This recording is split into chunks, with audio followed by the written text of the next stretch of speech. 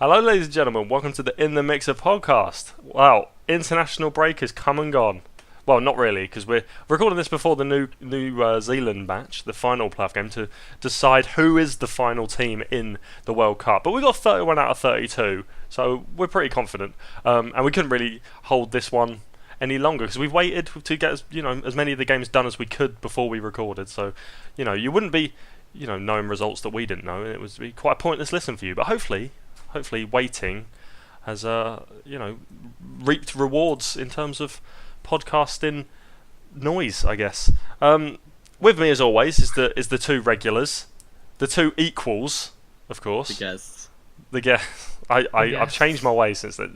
I've signed you to a full-time contract since then. Oh, Brilliant, thank you. So excuse me. There was a Football Manager reference. Good one. That's a good one. Thank you. Speaking of Football Managers, Italy have sacked theirs.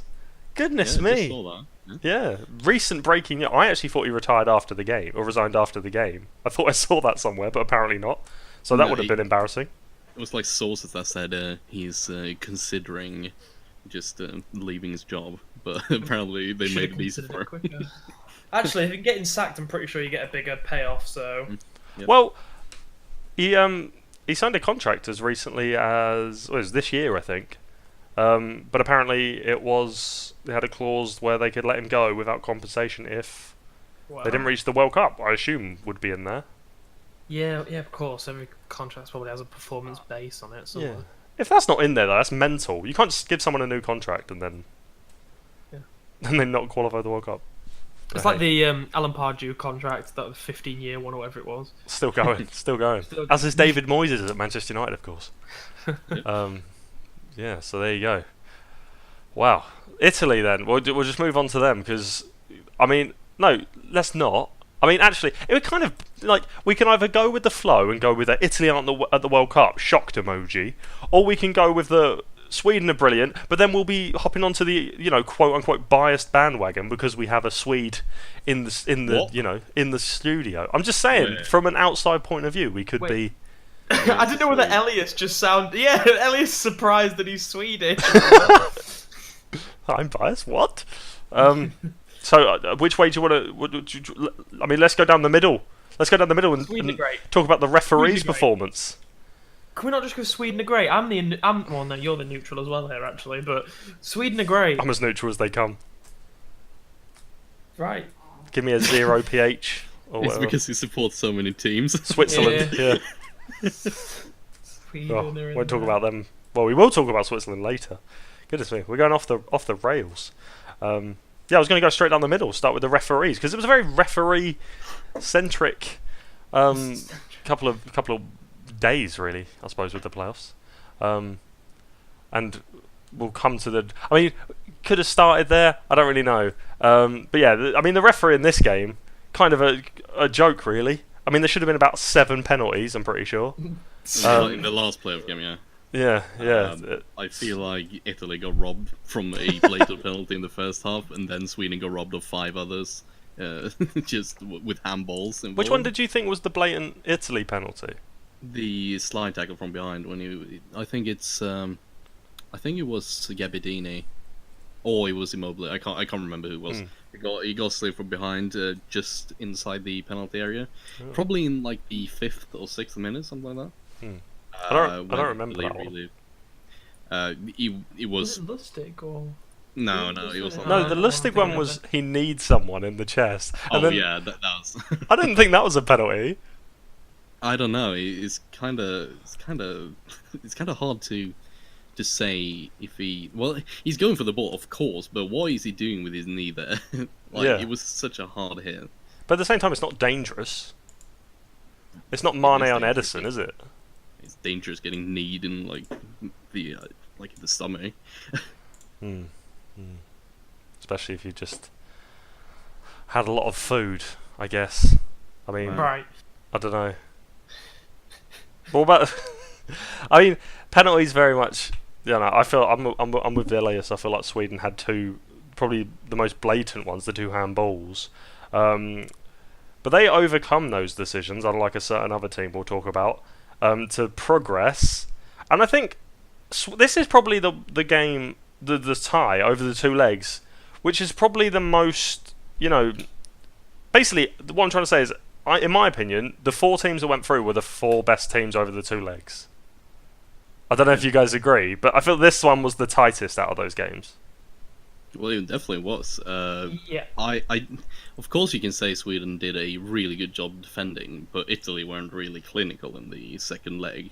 They should have scored at least 2 or 3 goals, and I was on my knees praying for that not to happen. But I just want to go back to the referee again, because I saw something that I have never seen before, and that was the referee running around. When people came up to him, like players came up to him, he started pushing them, like with his, like, just on the shoulder, just to like assert dominance over them. And I have never seen that before.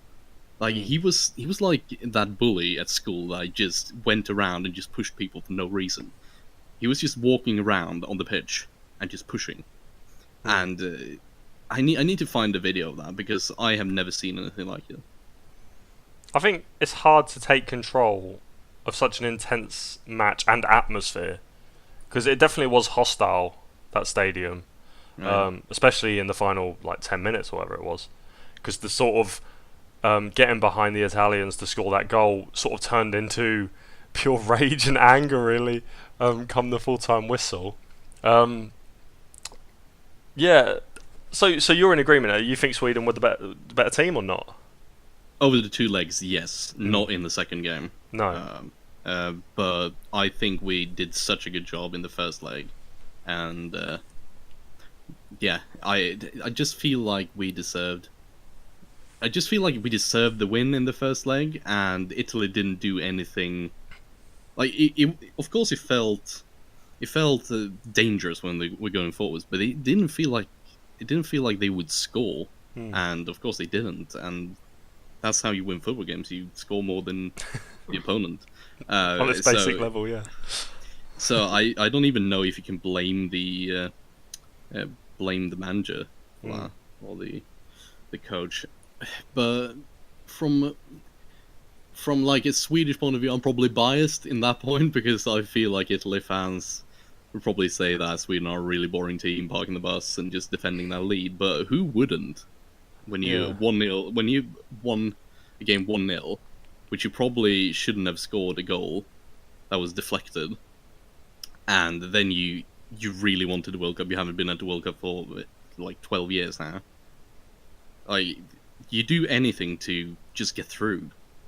I can't agree with the tactic to just stay back like that, because, as I said, Italy could have easily scored 1 or 2 goals. Yeah, then that's a problem. Yeah. Yeah. Because the Swedish player were really tired after 45 minutes, so it's one hell of a working like game for the Swedish players. There was I think there was one really good chance for Sweden. I think there were few and far between. I can't really remember, but like you said, in the first leg, Sweden played really well and probably should have won the game, maybe even by more than 1 goal when you compare them to Italy in that game. But it's interesting about Italy needing to score goals. Didn't select Insigne, and he actually didn't make play a single minute of the second leg, which was crazy. Not just to me and the viewers, but also Daniele De Rossi, who, I don't know if you saw this, absolutely went wild at Ventura when he was asked to warm up at 0-0 in the last 10 minutes, and basically he was just saying, "Why are you bringing me on? You need to bring on Insigne if you want to win." And crazy to me that he didn't play, considering he's one of the most exciting Italian players in world football, like now, in the present time. I just feel like if they would have brought on Insigne in the 60th or 70th minute, Sweden wouldn't have been able to keep up with them at all, because they were looking really tired. And his pace would have just been something different, because it's just, you were right, like Italy, while they could take hold of the game in terms of like possession or whatever, they were never ever looking like they were going to score. They were just missing something, so that they needed to change something, and they just didn't change anything that was significant enough to change the game. No, And that's essentially where they went wrong, and I think that contributes to like the frustrations of the players, and probably why Ventura's been sacked. Yeah, I think the jury's been out on Ventura for a while now.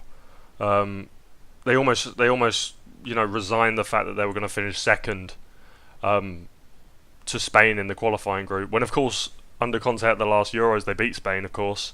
And I don't know, like, I mean, I know the players he selected. I mean, I was a bit confused by Gabbiadini starting, especially. Obviously, Verratti was suspended, I think, so Jorginho played. I don't think that was an issue. But I feel like this squad is better than the one that was at the Euros 2 years ago. I agree. Yeah. So, not qualifying. I feel like... Yep. I understand. It's got to be the manager, isn't it? Surely. Yeah. I think this is... I speak for someone saying I believe that we'd all be in agreement that it's a managerial issue, especially like when your players are getting frustrated with the decisions the manager's making. Like there's a lack of trust and like a lack of, I don't know, just like a lack of respect there a little bit as well. Mm. Yeah, there's definitely frustration in the camp, I think. Yeah. Especially as, And they talk about losing the dressing room at club level, and it's the same. Lost a whole country. Yeah. Yeah. I don't think they'll be sad to see him go, the Italian fans or players particularly. But I don't know if you've heard, guys, but it's about 60 years since the last time Italy. Oh, really? 58, wasn't it? Because I've never heard that before. Oh no, me neither. It's like the Iceland stat, isn't it? When they got to the Euros, we'll be hearing that a lot this summer, I'm sure. Now they're at the World Cup as well. Crazy, absolutely crazy. But what about stand-up performers then in the Swedish squad? Because I thought Grunkvist, the evergreen Grunkvist. Yeah, he shaved his hair after the game.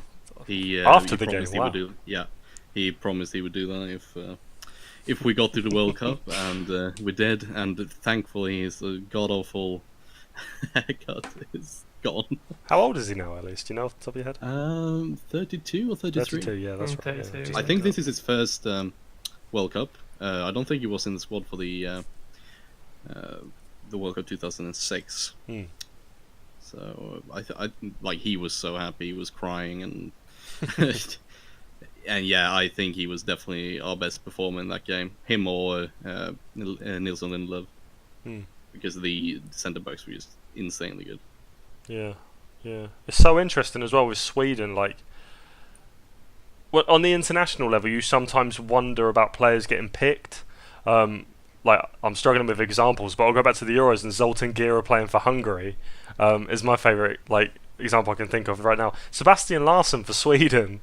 It's like, all right, you can't just go out and buy that player in that position, but just I mean, he's gone down the tiers now in club level, but in national level, he seems to almost step it up a level or step it up a gear and be the player that Sweden needs him to be. And I think that's something you don't tend to see at club level. Maybe it's because you play more games and sort of consistency runs out. But in international football, I'm trying to think of better examples than that. Can you help me out with better examples of players just overachieving for the national team? I'm struggling off the top of my head. Eric Dyer for England. Brilliant. Jake Livermore, perfect example. Joe Hart. Maybe, I'm not sure, but no, there's certainly players like that, I think. But yeah, I can't think of any examples. I'm really struggling. Sorry, but you know what I mean, don't you? You know what I mean. Yeah. I mean, is there anything else you wanted to add on that game? Anything you wanted to talk about in terms of Italy, even more than we have already? Sweden are going to the World Cup. Brilliant. They are indeed, and they could get England in the group. They could get England. They could. Last time, I remember the last time. Did we? No, we played you in 2006, didn't we? Oh, I thought you were going to say, I can remember the last time Italy didn't make the World Cup. I was like, Phil, I know you're getting on, but... Wow, that's a dig. I think, wasn't it Joe Hart's, Joe 2006? Yeah, when Joe Cole scored that. What did I say? Volley. Well, there you go. I can't even remember if we won that game or not, but memories. Buffon won't be at the World Cup, which is what I was hoping you'd bring up, but you didn't. Sad way to end his international career, and if Juventus don't win Serie A, it's going to be quite a damp last season for Buffon, it seems, on all of the stages. Yeah, and it's obviously sad to see a World Cup winner go. So. Well, Yeah, but it gets new people going for the World Cup. Exactly. Who's the second choice keeper for it? It's natural selection. Donnarumma. Donnarumma, Yeah, and Szczesny for Juve as well. Oh man. Yeah, he's one of the rare goalkeepers that wears short sleeve t-shirts. Claudio Bravo's another one. Neither very good in my opinion. yeah. But hey, Play for two of your favourite teams as well. what? Three. Arsenal and Barcelona. I was going to come out with the Polish team he played for them, but I couldn't remember. Wisla Krakow, maybe? Something I like have that. no idea where he came from. Mate, that's clutching at straws a bit there. Clutching at Why straws. do you support their Polish rivals? Or? Legia Warsaw, big fan. I guess we'll move on from Buffon because there wasn't a giant sort of momentous occasion there for him. I thought we were going to sort of break down in tears or something, but apparently not. I've had my Buffon moment in my life. I feel like we can move on. Great guy. I respect him a lot. It's kind of like He's at it's kind of Moed. like when Felipe Massa retired from F1 last year, though, and it's like, oh, I came back for another year. That's kind of how I feel about Buffon. It's just now it's just to the point where, come on, I thought he was a Retire. sports podcast. yeah, Oi. I saw that though, Michael. His kid was on the radio as well. Sad. it was exactly Phil. I See? started crying. Someone I has love a it. He's heart my in there. favourite racer. Brilliant, I love someone who has an arc. right? He come through the adversity of the horrible crash. He'd come back and then he got treated like crap. It's just mean, really. It's unnecessary. Right. But hey, there we go. Yeah. So from Felipe Massa to another massive injustice. Northern Ireland won't be at the World Cup due to losing 1-0 aggregate to Switzerland due to a refereeing decision by what Ooh. by what Corey Evans' wife called. I'm not going to say it. I will say it. Romanian gypsy is what he called it. Is what she called the. It's what she called the referee on Twitter. Apologised, so it's okay. Very polite. Very polite indeed. To be fair, though, it was the best ever Northern Ireland performance, was it not, Phil? And that's It a was direct indeed. quote. It was. Switzerland were scared. They were Yeah. living in fear. They were living Living in in fear. Oh goodness me. Goodness me. I feel like the problem with the whole we're all in agreement it wasn't a penalty, was it? No. Quite clearly. I think the issue is when we were talking about Sweden just then, they got the job done even though they were denied 2 blatant penalties at the San Siro, which would have put the game to bed. But they still managed to get through. I feel like with Northern Ireland, they probably they were lucky in the fact that Switzerland only scored 1. Yeah. They were unlucky to obviously have the penalty decision go against them, but they made their look up in a lot of other respects. It doesn't make up for the injustice, but it's different levels. In all due respect, it's Northern Ireland, and Italy. I mean, I don't want to take anything away from Northern Ireland. I think they're a fantastic team, and I thought they did brilliantly to get to the Euros. If they keep Michael O'Neill, I'm pretty sure they'll get to the Euros next year as well. Next Euros to 2020, just because of the qualification stage and how it's so much easier than a World Cup. But the fact that Switzerland, even after the last Euros, still play Seferovic up front, when he seems to be one of those players who you see him score on your score app or on the latest scores on Bundesliga or whatever. But then when you actually watch him, it looks like it's all fake. It's just like fake news or something. And then you actually watch him and it's just like nothing happens. It's like propaganda. Exactly. It's just like Swiss propaganda. It's crazy. But he was doing some play in absolute... Germany anymore. That's how much. Where does he play now? Portugal, I think. Portugal. Because he did play for Deportivo for a little bit, or Sociedad. I think it was Sociedad. Yeah, Sociedad. Yeah, but that's before he moved to Frankfurt, I think. So yeah. Brilliant Bono came on. How Good. old is he? How old is? I don't even think he's that old. I feel like he's like No. 27. Oh god. Okay. Anyway. But he should have had a hat trick. That was crazy. Maybe it's not playing in the Bundesliga. That's all. Well, maybe he'll be back there if he has a good World Cup. He can get a move to Bayern Munich. Maybe. Who knows? Just that'd be like a Pizarro kind of return, wouldn't it? I mean, Mate, It wouldn't be a return of sorts, but it'd returning of the Messiah. Anyway, talk about Brilliant Bolo. I interrupted you talking about a Schalke player. Carry on. He came on for the last 10 minutes, looked sharp. I'm a big fan of his, and of course you said the other day, a few days ago. I can't even, it might have been on the podcast actually about him losing his yard of pace since his injury. Yeah. But he looked a bright spark. He could be one to watch at the World Cup, I think, maybe if he gets into a bit of form. Yeah, I think Schalke are actually doing okay. So if they can continue the form, I'm sure he'll hit form with Schalke. So yeah, I think it'd be fun to watch. He's a very exciting player to watch. When he plays well, he is a real joy. So. And the spot's there. That Severus spot is open. Oh yeah, that is. Goodness me. Yeah, I mean, let's talk about the commentary because it was hilarious. Jerry Armstrong. Going absolutely off on a mad one. I've tweeted it on the In the Mixer podcast account. Go check it out at In the Mixer Show on Twitter. Yeah, someone kindly edited the final 20 minutes of him and his brilliant lines. I hate him as a commentator, and I'll tell you why. Because he does La Liga sometimes, and I watched.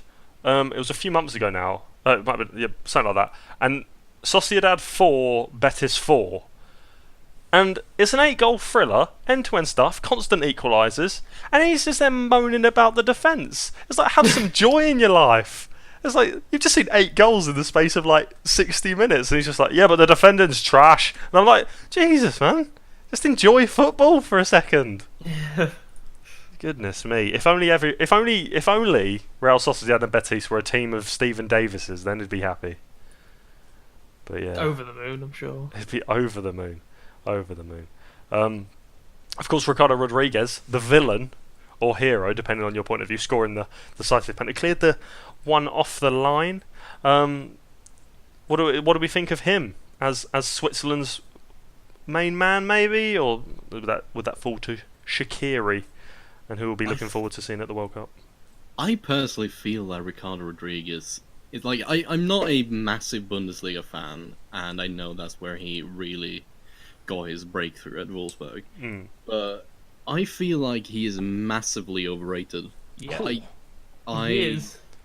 Yeah, I just feel like he hasn't really done anything. Certainly recently, I think you're right. He declined with Wolfsburg. That was the issue. When Wolfsburg were doing well and coming up with all this Volkswagen money, it was yeah. Then Wolfsburg started to look like a team that could get relegated. It's so he just sort of played with the team. It wasn't. He looked great when Wolfsburg were great. He was a really standout player, but I think the move to AC helps him because he was stagnating at Wolfsburg. I mean, it's a club that is stagnating anyway, but he also had a lot of injuries. He really has had a lot of injuries in the past year. Yeah. I think he's 90% of it out. Sorry, here, carry on. Yeah, he doesn't strike me as that modern fullback. He just seems a bit too, clumsy in a way. I can't really explain it. It's just when I watch him, I don't really see anything that really makes him stand out from any other wingback I'm watching. I know he's a great free kick taker. He's a great crosser of the ball, but you can get Aaron Creswell, and you get a bit more pace for for probably half the money. I was actually going to say a perfect comparison of career trajectory. I was going to give you a comparison. Leighton Baines. Yeah, I'd agree with that 100%. Yeah, I can see that. But and it's he moves with his team. When Everton were on the up as a growing team, he looked great. But as I guess Everton haven't really stagnated as such. But he just stayed there. He needed to move to improve or to look good. And that's exactly what Rodriguez. I think it's too late his move to AC, but it's still a better move for his career because Wolfsburg are trash. Well, AC Milan aren't particularly better at this stage. That's true, actually. Yeah, I'll take that. What do you think the actual bright spots were then for Switzerland? Because I thought Steven Zubar on the left and is it Zakaria? Yeah. In the middle, I thought they were both excellent over both legs. I don't know if you agree. I think Zakaria stood out to me. He seems to work very hard, but I think that's just sort of a. That's always been a Gladbach midfielder kind of thing. Just he goes forward very well, but I swear, like half the game, you'd be like, "Oh, is he the centre back?" Or like he just does work really hard to get into different defensive positions as well. So yeah, I think the thing about that Swiss midfield is just it's very hard working, minus Xhaka. And well, I was going to say he put Xhaka to shame. Yeah. The ball seemed to come through him more than Xhaka, which I feel like it should be going through It's working Xhaka. harder, I think. I think it's just because it's working harder. I think that's like probably like a form thing. Elias, being a Chelsea fan, I know you're a big, you like a forward who gets stuck in. You like a man, Diego Costa, Didier Drogba type. Towards the last few minutes of this game, do you think Gareth McCauley filled that role for Northern Ireland? I can't. Are you asking me to compare Gareth McCauley to Didier Drogba right now? Yes. Yes. Simply yes. How effective do you think that is? Highly ineffective. But I still feel like I think I said last episode that I feel like Gareth McCauley is a player that can score a vital goal, especially with West Brom. But I just don't feel like Northern Ireland have got the same mentality as West Brom. They haven't got that Tony Pulis type manager, for me at least.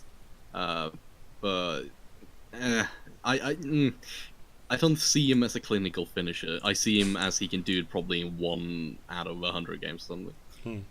It's a tactic that's been used by them before.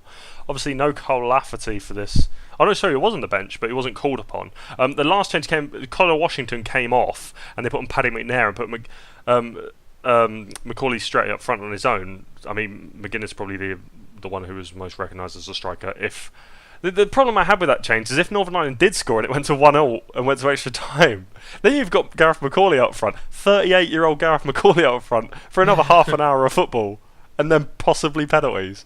That's the one problem I saw with that strategy. But hey, Michael O'Neill, the manager of Northern Ireland, still at this stage, has his future's been brought into question, been linked with the Sunderland job, the Scotland job specifically. I just want to know what you guys think his future, maybe not short-term future, but possibly long-term future, has for him. What do you think his career's going to amount to? Or do you think this will probably be these last couple of campaigns with Northern Ireland will be his peak? I don't know how you progress if you take over Scotland instead of Northern Ireland. Because I feel like they are very equal, very similar teams. Maybe you can argue that Scotland has a bit more quality in the players, but that is also a long shot because I feel like Northern Ireland actually got some decent players, and I just don't see why you would make that change. It doesn't make sense to me. I mean, he lives in Edinburgh. His whole family's based in Edinburgh and has been since he's been Northern Ireland manager. Of course, as of yesterday, no. I think I've heard that opinion. It's not just your opinion, Elias, that they're on an even keel and he wouldn't get more out of Scotland than he does out of Northern Ireland. But I actually think with players like Lee Griffiths, and that's the only real example I can think of, so that kind of hinders what I'm saying. But I feel like there are players in Scotland you can get more out of, and you can perhaps play more exciting football with Scotland than you can with Northern. And I don't actually think you're as. I think with him at Northern Ireland, there's almost expectation now. Whereas if he goes to Scotland, I don't think there is. But then I could understand if you said there was more expectation with him going to Scotland. Yeah, I just feel like it's two teams that can improve massively team play wise, but are very equal in the talent of players, and that's just what I think. So you're blaming genetics? You are Gordon Strachan. Don't get me started on that comment. Okay, well, goodness me. From we've somehow managed to talk about Scotland. Yeah, so we'll go from the Northern Ireland Sorry, congratulations to Switzerland for getting through. I don't think we said that, and Sweden, of course, although we've probably said that a lot. We'll go to Croatia, and the most decisive first leg, I think we can all agree, 4-1 it finished to the Croatians, or Croats. I'm not actually sure what the plural is. So the most decisive first leg of these European playoffs was definitely Croatia manhandling Greece 4-1. Greece didn't seem to actually understand the concept of a second leg and thought it was a replay, I think, because they held out for a 0-0, as they do. One shot on target in a game where they required 4 goals. So, I fell asleep twice during that game. You watched that game? I lay down on the couch and just... Mad. I didn't even watch it, so Yeah, congratulations. it's the only one I didn't watch. You're getting in the mixer gold star. Fair play. Well, as you watched it, sort of watched it, what did you take? I mean, we don't need to talk about Greece. We know what Greece did. What did you take from Croatia and their, what sort of threats are they going to bring to Russia? And I should rephrase that. What are the assets that Croatia are going to bring to the World Cup in 2018? Probably some knives, few smoke. Goodness me. I'd say probably the best centre midfield partnership out of every single team. I like Modric and Rakitic together are ridiculous. I don't see many teams getting past that midfield, and I don't see many teams. What? I'm like, they have a midfield. They're not even just those two. Don't even limit it to those two. Well, I think he's speaking about specifically the central. I'm speaking central midfield. That's why I only mentioned. Okay. I can mention Perisic. I can mention Kramaric. They were both great as well in these 2 legs.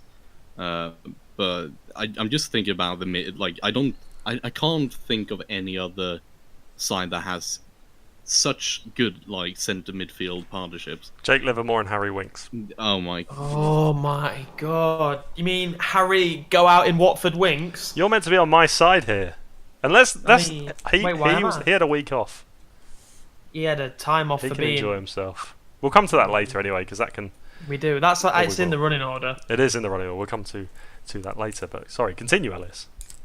Yeah, I just feel like I don't see any teams having such versatility with 2 midfielders that can really defend and help out the team and just still create so many chances.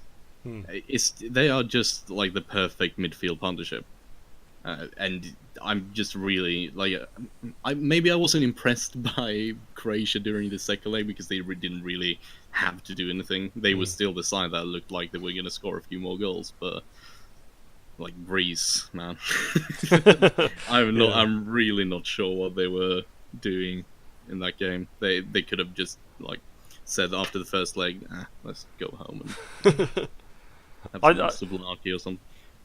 I'm so far off Greece because I completely forgot they were in football during the qualification stage, and then I saw when we were doing this podcast, did a bit of research, I saw they actually finished second, and I was like, what? How did that happen? And they weren't even the worst place finished, so I have no idea. But going on to Croatia, I think we can probably all agree that we've been a bit upset with Croatia in major tournaments in the last few specifically, and how I don't know if they did all right at the Euros, but I think they sort of underachieved. And Modric is 32 now. Rakitic is a bit younger, I think, but this is probably going to be the last chance of these players at their peak, especially at a World Cup. Maybe not a major; they might be alright in a couple of years at the Euros, but this is going to be the best chance Croatia have for a while, I think, to do something at a major competition. Obviously with Modric's age, it's they will lose a key player in midfield at the next major tournament. But I think. I don't know whether it was the Euros that they had the fan trouble and it kind of ruined their game where they got knocked out. I can't remember. I think they got knocked out to Portugal, didn't they? Yeah, and I feel like there was trouble with the fans fighting each other or something, and the game was stopped and all sorts. But I can't remember particularly. But I think that ruined one of their games.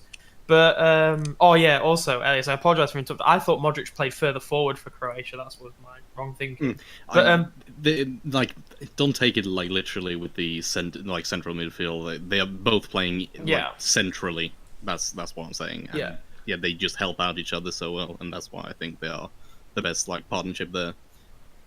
Oh no, agreed. And they also obviously have got two Inter Milan midfielders playing together, which they play it week in week out with each other. And like I think that Croatia genuinely have like an incredibly strong team. It's just the defense that lacks them down. That's not just because it has Dejan Lovren in it, but it's just they have they have like a ridiculously strong team, but they have to just try and defend well and not concede. But if they can score 4 goals in every game. And yeah, there aren't many teams who can score 4 in every game, but hey, maybe Croatia could be the first. Well, they didn't score any in the second leg, so probably not. So Croatia through then, they're in the World Cup, so that's good for them. Another team, the final European team to get there is Denmark, and goodness me, Republic of Ireland. There was hope for about 5 minutes, and then just spontaneous combustion. Just Kasper Schmeichel teasing, that's all it was. I just feel like the more like fair matchup should have been Denmark versus not Denmark, Ireland versus Greece. I would have really liked to watch that game and fall asleep to it.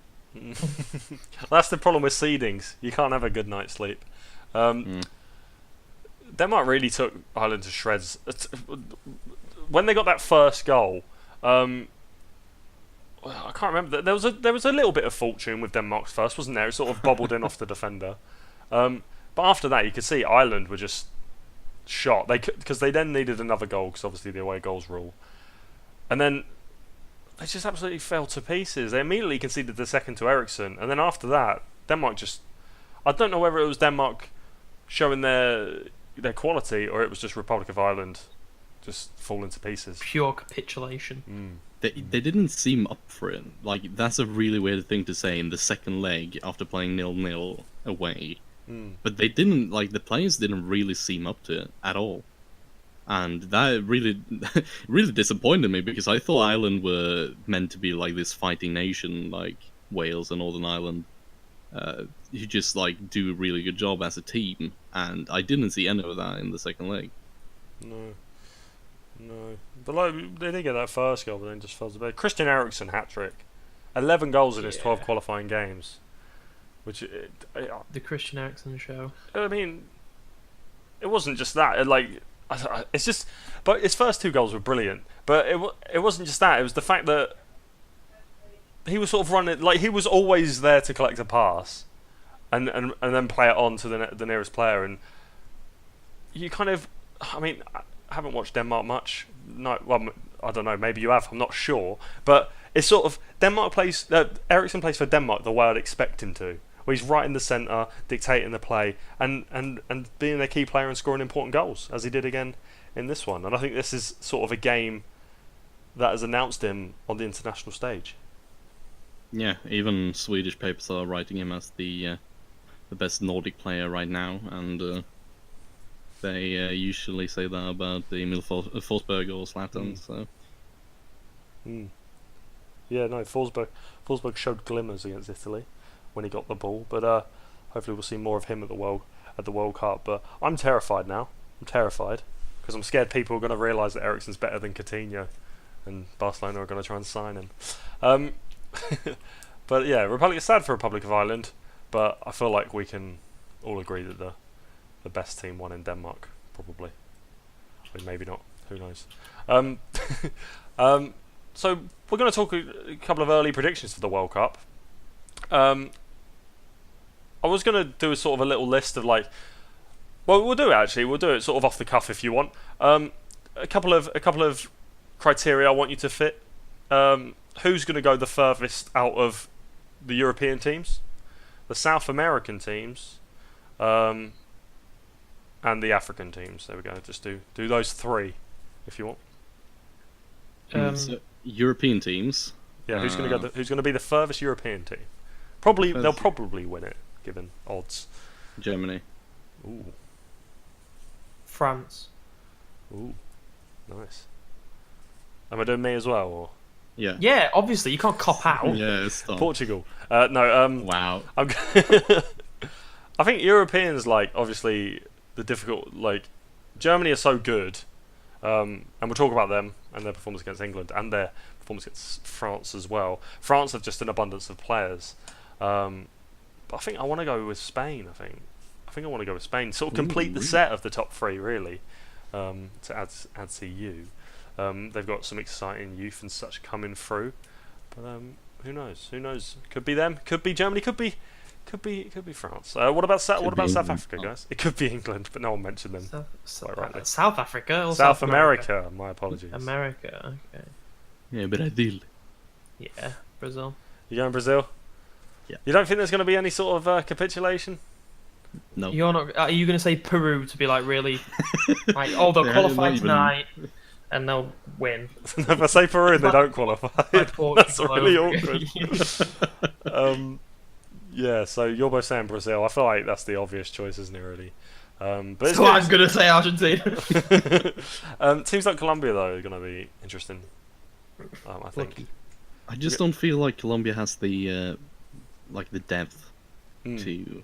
to really compete. But hey, I might be wrong. Well, I think they're going to definitely be fun to watch.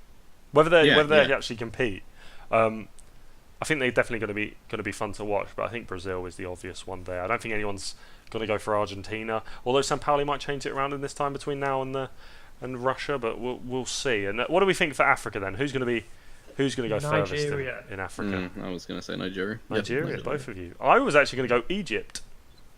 Mohamed Salah scoring 50 goals in a World Cup. Exactly. Interesting. But I think there's a few good Egyptian players.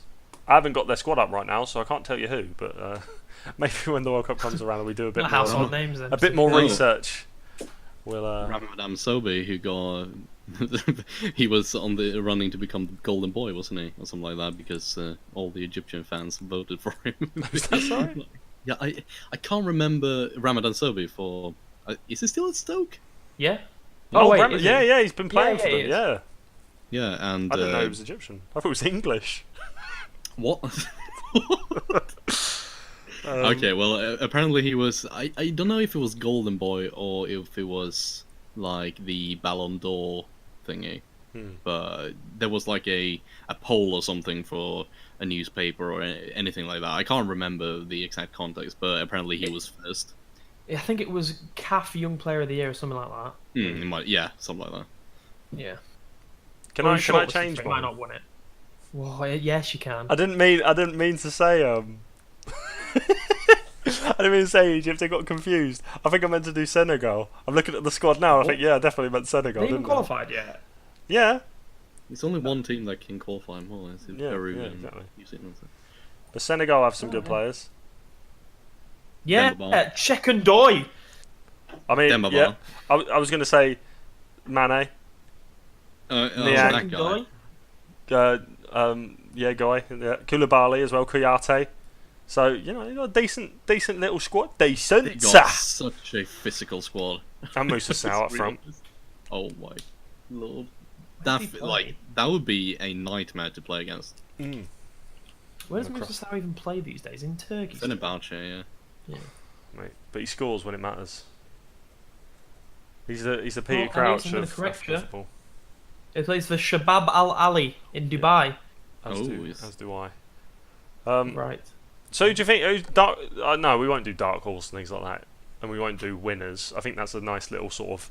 Yeah, we've got a dedicated podcast for that. Surely. We'll dedicate several.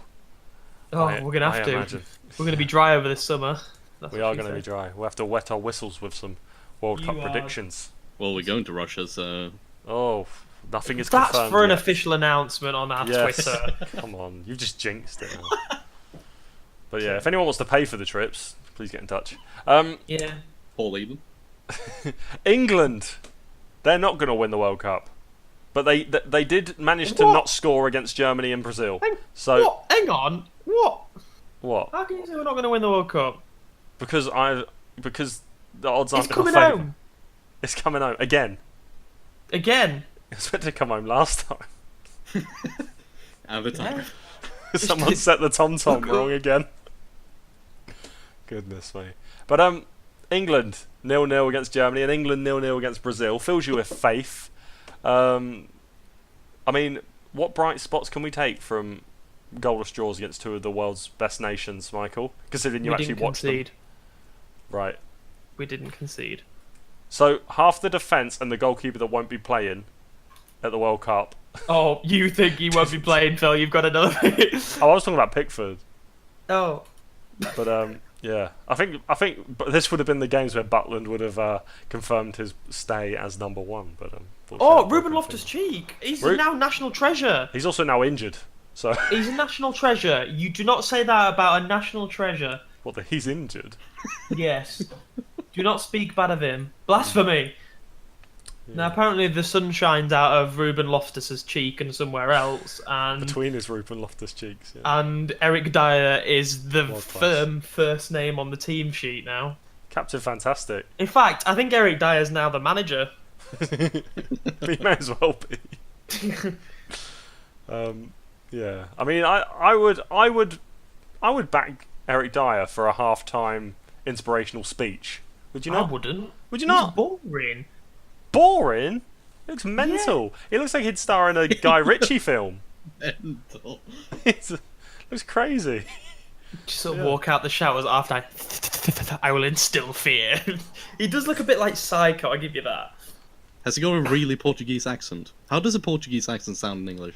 I'm not going to attempt Spanish. it. Do it. Spanish, but with more fish. Sue. There you go. That's mine.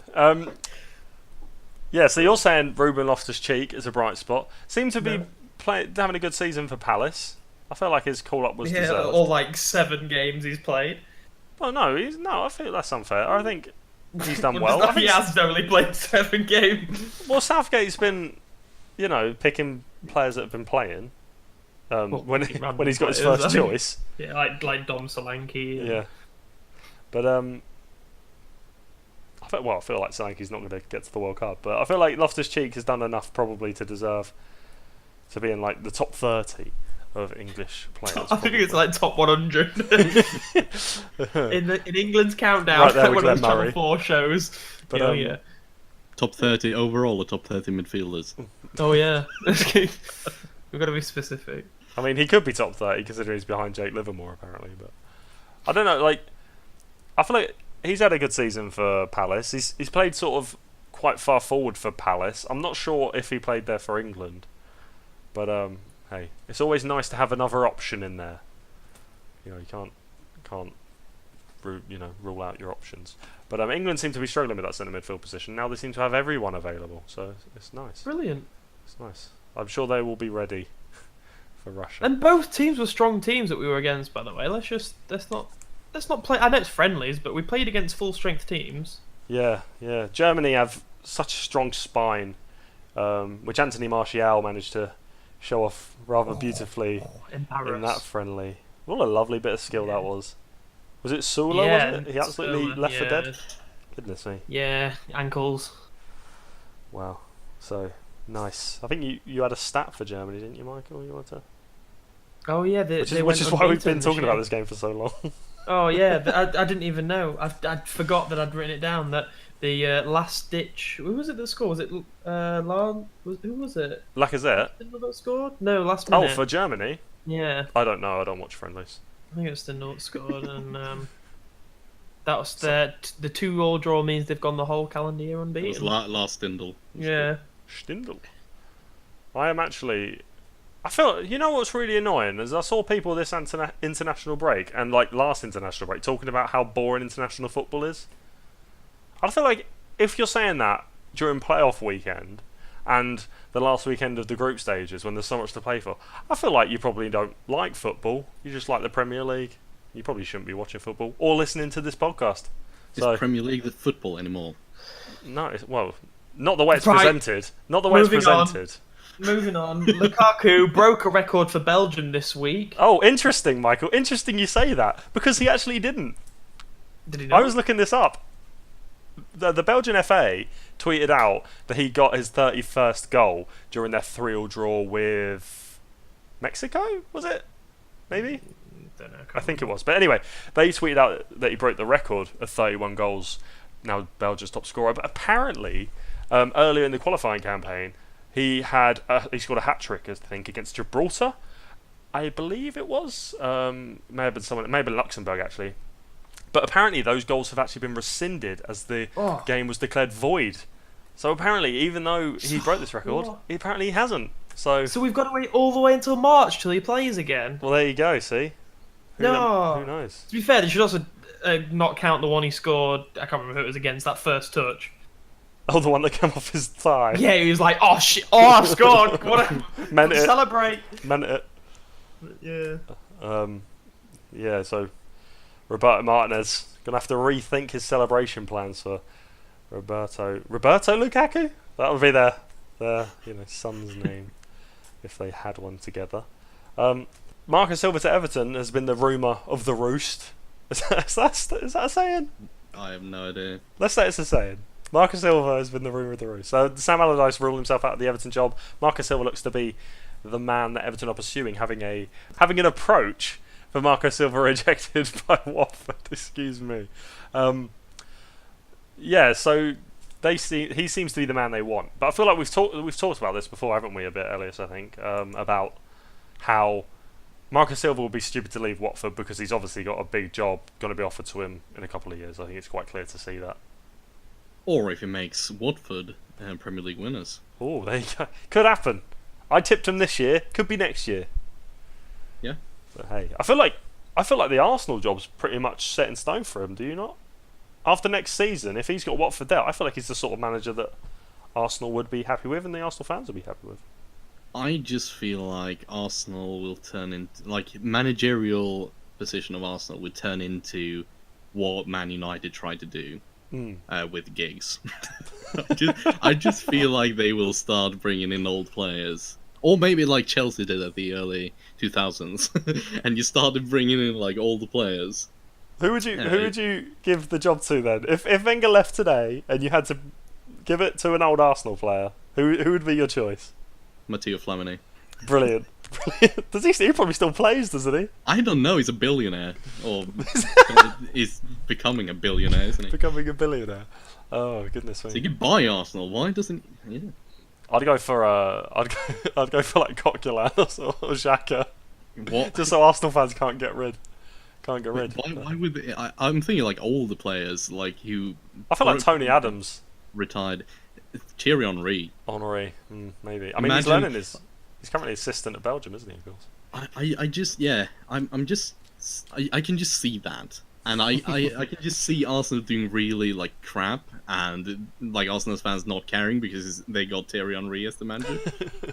I feel like that would wear thin quite quickly though. Yeah. I feel like I don't know, it's Arsenal fans. If John Terry was manager of Chelsea though and you were sitting like 10th, you surely wouldn't be like you'd respect his time as a player, but I feel like as manager you could separate the two. I feel like it's a great way to ruin a good player career. No, I agree. But hey, after Henry does have an unsuccessful spell at Arsenal, perhaps he could go to Vietnam, Ryan Giggs is possibly set to do. But hey, we didn't write that in the running notes, so we'll perhaps come on to that more next week when Michael's back. Yeah, but I feel like Marcus Silva going to Everton would be silly because I feel like he's got a bigger job lined up in the future. The same with Simeone and those links, because I feel like with the whole no one really knowing what's going on with Conte at Chelsea, I feel like Simeone has been talked about for a few years now and probably would be the likely replacement at this point in time. I just feel like it would be such a big change in the way Chelsea play football that I don't think Abramovich would do that. Because I still feel like Abramovich got a big say in how Conte plays football. Like, of course, Conte's got his like tricks. He's got his formations, but Abramovich wants to see attacking football, and he wants to see wins. I feel like Simeone is a bit. He would ask too much of the players. Like, of course, Conte asks a lot, and I feel like Conte is a good fit for.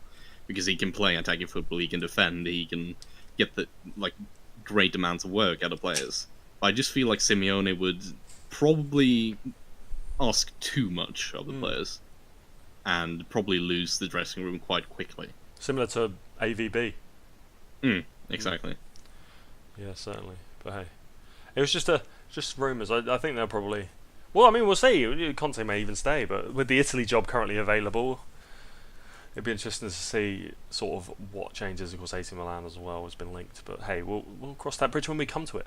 But talking of Simeone, it's the Madrid derby this weekend actually. Atleti against Real.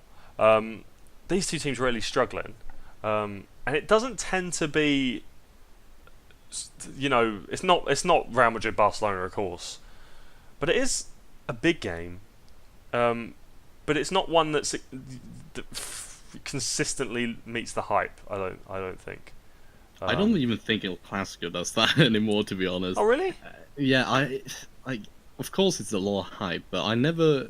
Of course, the last El Clasico, I think the last El Clasico was really good, but the two Super Cup games. Exactly, and I just feel like there's more hype around it before, like a few years ago, and I actually think the games were really good. But I just feel like the emphasis on really trying to win that game just wears down on the players, and they don't really get 100% out of it. And now with Atletico and what's it called? I forgot, Real Madrid. Yeah. There aren't many people who forget them. Playing, they are third and fourth in the league. Of course, they're on the same points, 23 points, with Real leading on goal difference. But it doesn't feel like a top fight. I like the form of Real Madrid and the form of Atletico. I don't see them being able to do anything as Barcelona, and that's what makes it a bit boring to me. Yeah, I think the El Clasico will be the big one, and that will be really who. Like, I think Real Madrid will probably win this game, but Atleti have been thorns in their sides before. But I feel like the next El Clasico, I think it's in November, could be in December. I'm not sure, but I feel like that will be the one where we see if Barcelona are as far ahead as they seem based on the table. But we'll see. The league could take a completely new twist if Malaga win La Liga. Malaga, Valencia are poised to pounce, and that'll be a nice story. But from the Madrid derby to the North London derby, Arsenal Spurs is the big game this weekend, which I'm going to miss because I'm at work, which I'm absolutely infuriated about. But hey, you know, man's got to earn a living for his family. A man's got to. What are you excited for this game? Do you think with Arsenal's? I don't want to be mean, but with Arsenal's sort of collapse, it's lost a bit of flair almost. I've never been interested in watching Arsenal, to be honest. No matter who they play. Even when they're against Chelsea, you turn off. Yeah, I just think they like if you compare it to a guitarist that is really good at playing the guitar, but the only thing he does is play really quickly. Like, he has no versatility. I feel that way about Arsenal. They have one way of playing, and I feel like I've seen that way of playing, and that was Barcelona a few years ago under Pep Guardiola. Yeah, and I just see, like, because I've seen that style of play being perfected by Pep Guardiola, I just see Arsene Wenger as really boring. So, sorry about that, Arsenal fans, but I just don't really like possession play like that at all. It's interesting because they're almost a victim of their own success, really, aren't they? Like, They that obviously are. unbeaten season. You know, they clearly are still not living. They're not living off that, but they obviously remember the fact that they were this amazing team, and they just, you know. Do you think it would have been better if they'd been chopping and changing managers with, you know, these last, say, 5 years, and they had 3 managers? Do you think the fans would be happier? I don't know. I feel like the Wenger thing's almost sidetracking the misery of the actual football. Yeah, I feel like Wenger is one of... for the majority of fans, I feel like Wenger is that Henry manager that I was speaking about, that it doesn't matter what he really does. They're just happy to have him and to have had him for such a long time. But for a lot of fans nowadays, of course, Wenger is the massive villain and are killing Arsenal as a club. So I don't know. Like a few teams have gone success by changing managers constantly, but also you also got Man United, who had Sir Alex for 20 odd years, and still achieved massive success. So it's such a hard question to answer because it's all relative.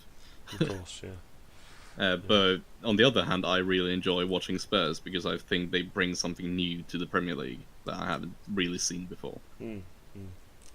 Yeah, it's interesting. Like as a Spurs fan, I don't particularly fear Arsenal, and I feel even if Arsenal won this game, it wouldn't be pure domination of the possession and just having the better run of the game. I feel like it would be an even contest if they won. But yeah, I think it's hard. You can't really say like there's been this sort of narrative where it's like there's been a switch in North London where the powers changed, and a lot of people say that's not really fair because Spurs haven't won anything, which I think is kind of a fair point really.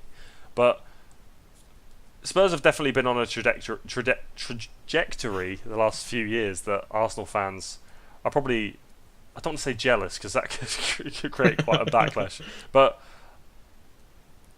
I will say jealous.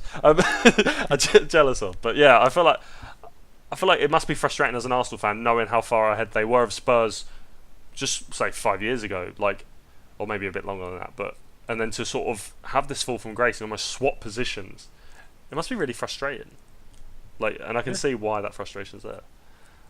I kind of saw that with Man City when they were up and coming a few seasons ago before they won the Premier League, and like, of course, it's different.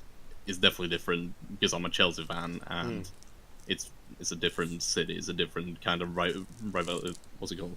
Rivalry. Yeah. But it's still like it's hard to see. Of course, it's a bit contradicting saying that as a Chelsea fan, but I could definitely see the jealousy in that because I've like. You see changes in clubs that you wish were happening to your own club. I think that's the best way to put it. Yeah. Maybe not in the same way like Arsenal should go out and buy everything and everyone and make this like the best buying club in the world. I don't think many Arsenal fans would enjoy that. I think Arsenal fans just want to see beautiful football, and it's not really happening for Wenger at this point. But yeah, I think jealous is it's a strong word, but it's also fair in this position. Yeah, and I say that with hindsight, obviously, of Spurs, you know, wanting to play brilliant football and then watching Arsenal playing the best football in the league and arguably Europe and winning the league in the same season. So previously, so you know, it's like shoes on the other foot. That's all I'm trying to say.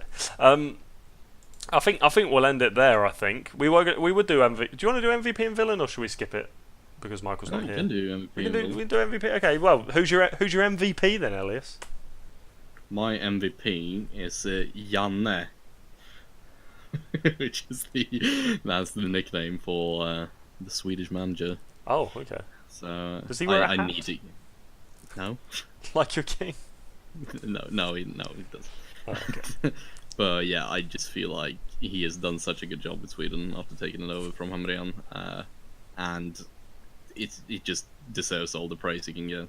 Going from an Allsvenskan manager to the national team is such a big change, and I just think he's done it so well in such a short time. Was he involved in the? Oh no, sorry, I'm thinking of Lars Lagerbäck at Iceland. Sorry, I'm confused. I'm going to give my MVP to Christian Eriksen because I'm a big fan of his, obviously, and he's got a lovely hat trick. And villains, which referee do you pick? That's the question. No, I think I'm going to go for Ventura, the Italian manager. It's been a tough time for him. He's been sacked now, and he's, it's kind of harsh giving him the villain because, he's obviously had a tough time and has been a bit vindicated, but not getting Italy to the World Cup is a huge. Yeah. You have to do that. Yeah. What about you? Who's your villain? My villain is the whole Republic of Ireland. Whoa! Well, I needed to rephrase that a bit because it sounded like I attacked Ireland and I don't want any wars or anything. No. But I just feel like the players let the fans down massively by not turning up to that game. And yeah, 0-0 against Denmark away.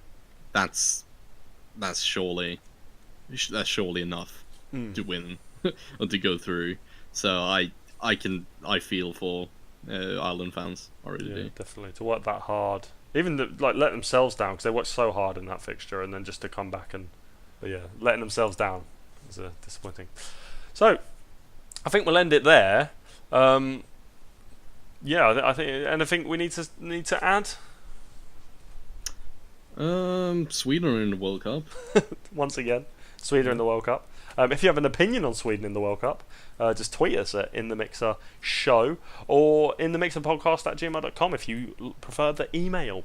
And have you we will got get that it fax machine working yet? We haven't got the fax machine working. Next week, promise. Okay. Fingers are crossed, ladies and gentlemen. So it's a goodbye from the very cheerful Swedishman. Yeah, goodbye.